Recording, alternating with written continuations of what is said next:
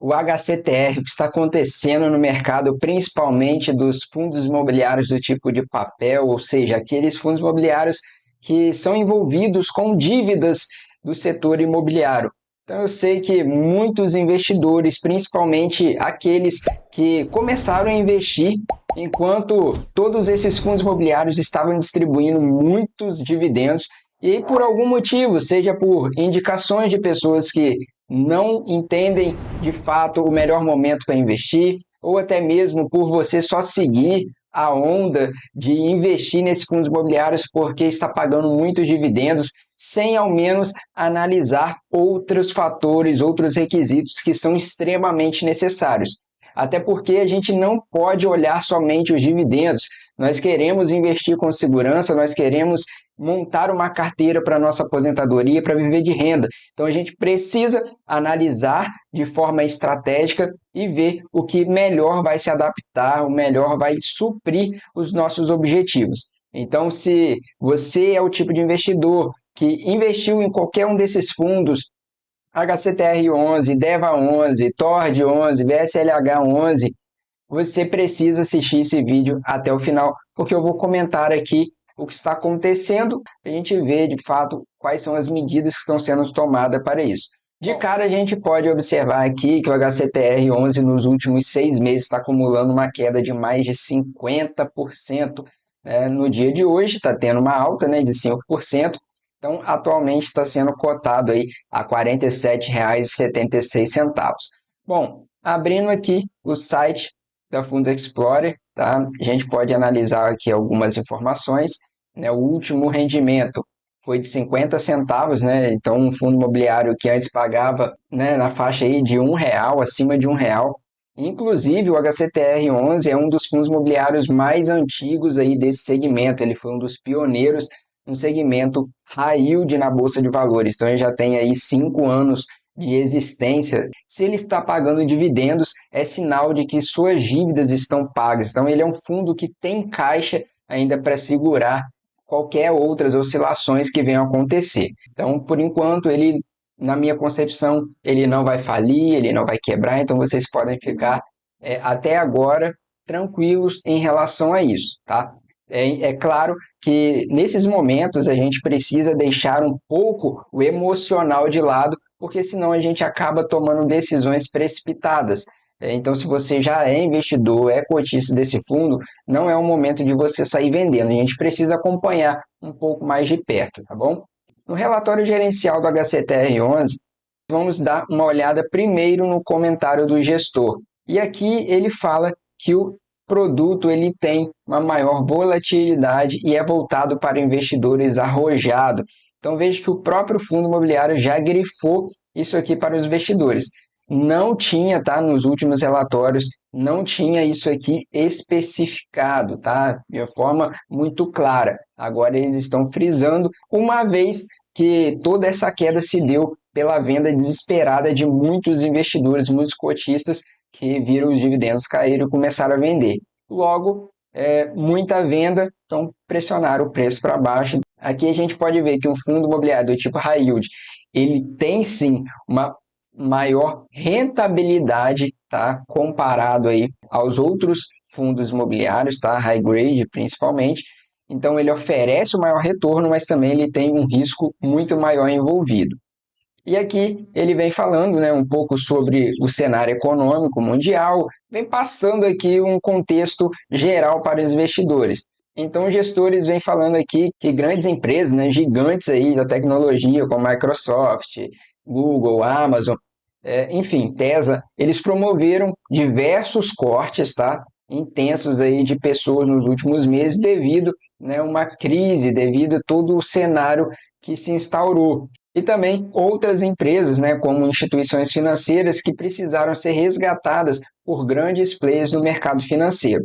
Então, no Brasil, as companhias com alcance nacional, também estão conversando com acionistas e credores para equacionar o fluxo de caixa. E aqui vem falando também das americanas, Tokstok, Marisa, que chegaram a atrasar aí os pagamentos dos aluguéis, tá? E eles vêm informando aqui que tem dificuldade para as empresas financiarem ou refinanciarem suas operações, tá? Uma vez aí que essa linha de financiamento acaba ficando bem mais caro pela conta dos juros estar muito alto. O que está acontecendo aqui, e os gestores, né, já deviam ter meio que previsto isso, principalmente após as eleições, de que poderia ter um grande risco aí das taxas de juros continuarem subindo e principalmente a inflação. Então não é nenhuma surpresa. Então, eles poderiam sim adotar uma outra estratégia mais segura, né, durante esse período até ver como a economia iria se comportar. Mas agora que a merda já está feita, não adianta choramingar, né? Agora é eles buscarem informação. E o que aconteceu? Eles acabaram aplicando, né, concedendo aí waivers para essa empresa. E o que é esse waiver? É como se te proporcionasse, você me deve, e aí eu te proporciono um prazo para você, um prazo maior para você me pagar, ou seja, você não precisa me pagar, por exemplo, durante os próximos 10 meses. Só que isso não significa que é um perdão dessa dívida, você não tem que pagar. Esse valor vai ser alocado lá na sua dívida total e, claro, corrigido com os juros, tá?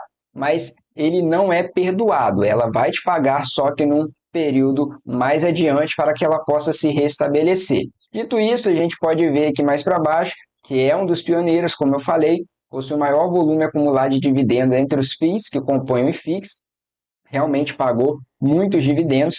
E aqui eles vêm falando um pouco sobre as empresas que estão inadimplentes, tá? Que estão no foco principal, e aquelas empresas, aqueles CRIs que possuem aí o maior foco, que trouxe as maiores polêmicas. Por exemplo, o grupo WAM, né, que comemorou aí a marca de maior comercializador de multipropriedades do mundo. Aqui eles vêm falando a situação desse grupo, né, que está tendo dificuldades com esse cenário macroeconômico de juros, então teve diversos distratos, né, está precisando aí readequar o fluxo de caixa e o seu plano de negócio. Então, a companhia aí está em processo de waiver também, tá? Então, só essa companhia ela tem estoque de unidades mais de 1,9 bilhões de reais. E aqui tem os demais, né, como outras polêmicas aí do Gramado Parque. Então, uma notícia muito importante foi que a Gramado Parque desistiu do processo que suspendia o pagamento de crise da empresa. Isso sim era algo que preocupava muito, porque uma vez que a justiça proporciona isso, acaba tirando um pouco a segurança, né, dos investidores. Também tivemos aí a questão do circuito de compras, né, que também não pagou, tá, os seus aluguéis, o que devia. Então, ainda também está precisando aí de readequações, né, devido aí ao aumento de taxa, precisa de implementação aí de medidas voltadas ao aperfeiçoamento da governança, e convocou inclusive uma assembleia no dia 10/4/2023 para justamente buscar soluções aí para preservar a saúde financeira do CRI. Então aqui na DRE do fundo, a gente pode ver que distribuiu aí, ó, no mês de março de dividendos 11 milhões de reais, tá? E possui reserva de lucro de 3 milhões. Então, é um fundo que tem sim caixa. Se distribuiu é porque conseguiu pagar todas as suas despesas. É um fundo imobiliário que possui, né, sua maior alocação aí em CRIs, tá? Indexados, a sua maior parte, 90% aí do portfólio em IPCA, ou seja, na inflação, e o seu segmento com maior concentração, cerca de 42% da carteira aí de CRIs está focada em multipropriedades, tá? Assim como a sua maior concentração é o XBXO11, né, que é aquele shopping lá do circuito de compras. Sobre o CRIs, né, existe uma carteira bem pulverizada, tá? Então a pulverização é algo que traz mais segurança, mas o que eu quero falar aqui com vocês é que esse é um fundo high yield, ou seja, é um fundo que envolve muitos riscos para poder proporcionar altos rendimentos. Então, uma empresa não pagar, isso é perfil do fundo. Então, você, como investidor, precisa analisar isso antes. É de acordo com o seu perfil de investidor? Você precisa ter essa consciência. E isso tudo que está acontecendo é um movimento de especulação pelos investidores não terem esse feeling, não ter avaliado, analisado esse fundo imobiliário, agora se surpreenderam. Eu, como investidor, se fosse o meu caso, eu investisse nesse fundo imobiliário, eu não desfazeria dele nesse momento. Acompanharia um pouco mais de perto e sempre tiver novidades que eu vou trazer aqui. E assim, pessoal, aconteceu com demais fundos. O DEVA11 também não foge muito assim do que foi falado, tá? Ele vem falando aí que a distribuição mensal foi afetada pelas inadimplências ocorridas no período. Aqui já é uma diferença que eu acho bem interessante do que o HCTR não traz. Eu acredito que o HCTR peca muito em ter uma transparência maior com os investidores. Transparência em que sentido? Mostrar de fato qual é o nível de risco, tá? De uma forma bem didática e simples de entender de cada crise, do que está envolvido, tá? Quais são os riscos e garantias que estão envolvidos nisso. Porque uma pessoa que é iniciante ainda, quando lê um relatório deles, sente um pouco de dificuldade. Nesse aqui, a gente já tem uma outra visão. Por quê? Está bem nítido aqui, ó, os que estão verdinhos estão com pagamento em dia, os amarelos, eles estão com prazo de carência, ele tem aí essa atenção maior por alguma negociação que já houve, então estão com prazo de carência maior. E os laranjinhas aí são os fundos imobiliários que estão inadimplentes, ou seja, que não pagaram. Só que dentro de uma carteira do DEVA11, por exemplo, com bastante CRIs também, apenas alguns, ó, cerca aí, provavelmente deve ter uns 17 CRIs aqui, ou talvez um pouco mais, que estão inadimplentes. Então não é algo absurdo que uma carteira está totalmente inadimplente, tá? É algo que tem como ser contornado. E uma coisa muito importante que você precisa saber é que existe muitas garantias envolvidas, pessoal.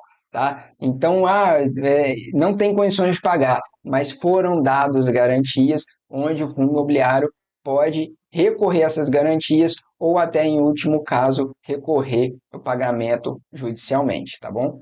E aqui eles vêm falando que as empresas são impactadas pela redução do consumo, tá? Então, uma vez que os juros estão altos, as pessoas consomem menos, consequentemente, as empresas, né, não conseguem vender, ficam ali com produtos estocados, né, e acaba não tendo a receita.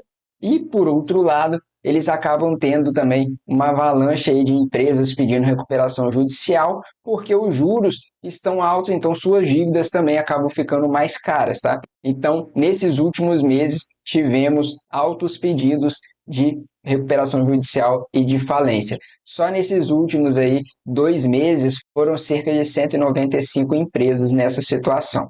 Então, aqui ele também traz algumas informações sobre os principais CRIs, né, as principais empresas que estão aí inadimplentes. Aqui na Gramado Parques, a liminar foi suspensa, como já falamos, circuito de compras. Em 10 de abril houve uma assembleia, teve a concessão do waiver e teve a concessão de carência de amortização até dezembro de 2023 e uma carência parcial correspondente a 50% dos juros. E aqui a Devange, que é a administradora do fundo, ela votou contra, tá? Esse segundo item aqui, acredito eu que principalmente pela carência parcial correspondente a 50% dos juros. Toda vez que você investir em um fundo, receber lá no seu e-mail para você votar, pessoal, leia, tá? Leia o que está sendo proposto e haja como dono desse negócio, como um sócio mesmo, porque é muito importante que essas votações sejam conscientes, você saiba o que está sendo tratado ali.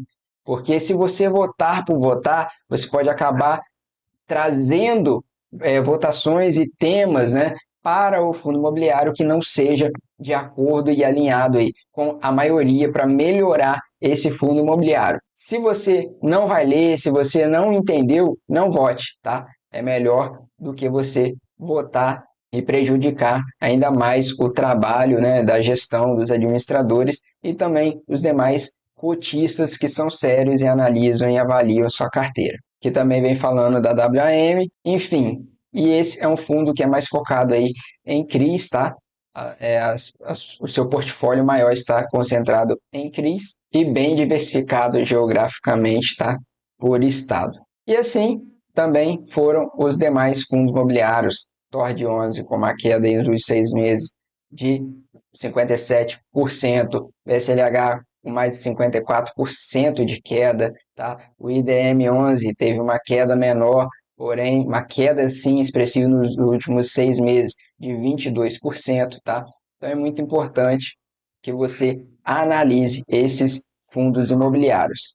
Bom, pessoal, o assunto do vídeo, então, foi uma análise mais sobre esse relatório gerencial, o relatório gerencial mais atualizado, que saiu no dia 19. Então, aqui o fundo trouxe uma visão geral do mercado, tá? Então, falta um pouco mais de transparência na minha concepção, porém é um fundo que tem caixa, é um fundo grande, ele não vai falir agora da noite para o dia, e eles estão buscando meios e estratégia para poder dar a volta por cima. O que está acontecendo para essa queda tão absurda, tão brusca, é principalmente por especulação. Tá? Sai a notícia e aí os investidores ficam com medo, sem avaliar e começam a vender. Isso pressiona o preço naturalmente. Tá? Oferta e demanda é a lei básica da economia aí. Se tem mais gente vendendo do que comprando, é natural o preço cair.